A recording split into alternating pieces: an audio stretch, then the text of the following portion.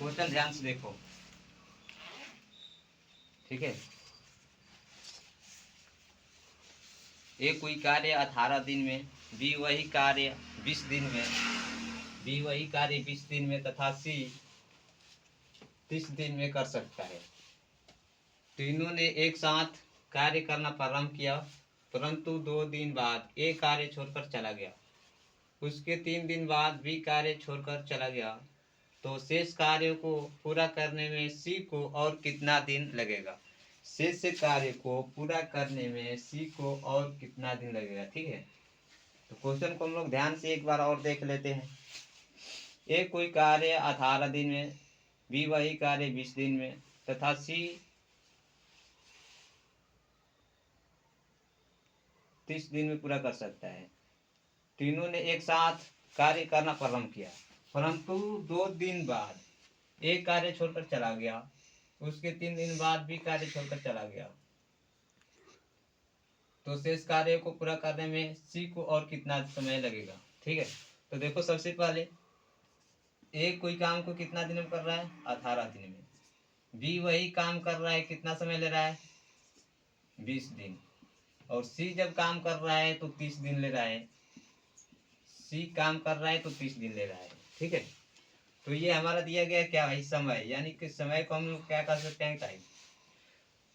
यहाँ पर एलसीएम निकाल लेंगे, 18, 20 और 30 का वर्क निकालेंगे, एलसीएम निकालेंगे, ताकि कुल काम कितना हो जाएगा, ठीक है। तो यहाँ पर जब हम लोग एलसीएम निकालेंगे 18, 20 और 30 का, तो हो जाएगा 180। यानी कुल काम होगा कितना भाई? 180। अब यहाँ पर 18 में 180 से भाग देंगे, इफिशिएंसी यानी कि एक दिन की कार्य क्षमता ज्ञात करने के लिए 18 में 180 से भाग करेंगे। तो 18 में 180 से भाग करेंगे तो भाई होगा कितना? 10 काम। बचा कितना? 10 काम।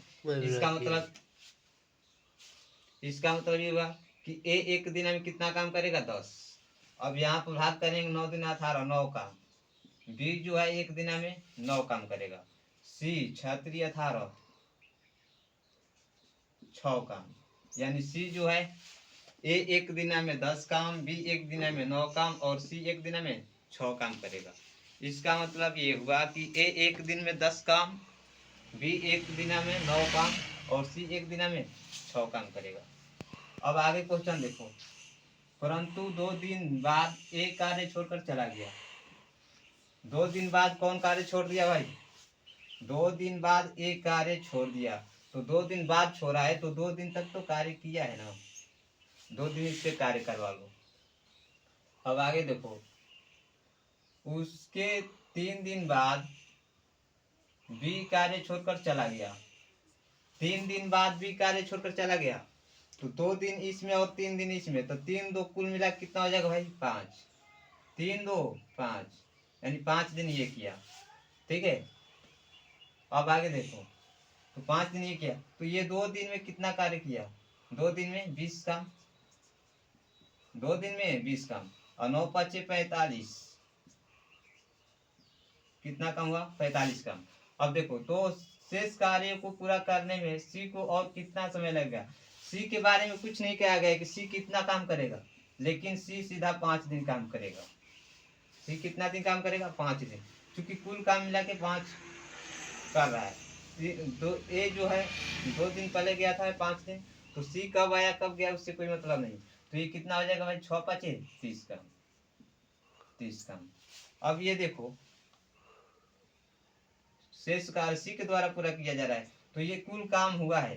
तो ये कुल काम कितना हुआ है? ये ध्यान से देखो, ये कुल काम हुआ है कितना? ध्यान से देखो, जोड़ो। 30 20 50, 50 से 40 कितना हुआ भाई? 90 5 95। यानी कि ए बी सी तीनों मिलकर 95 काम कर रहा है। ए बी सी तीनों मिलकर 95 काम किया, तो 95 काम माइनस करो 180 में से। अब काम बच्चा कितना, ये ध्यान दो।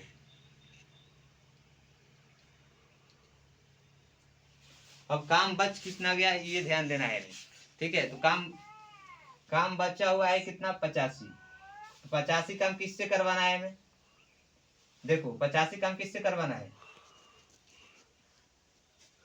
कार्य को पूरा करने में सी को कार्य को पूरा करने में सी को और कितना समय लगेगा। तो सी के कार्य क्षमता कितना है, सी की कार्य क्षमता है 6, तो 85 है ना, बचा हुआ काम जो है 85, तो 85 भागे 6 यानी कितना हो जाएगा भाई, बोलो 14.1/6, यानी कि ये जो हुआ हमारा क्वेश्चन का सही आंसर हुआ। ठीक है।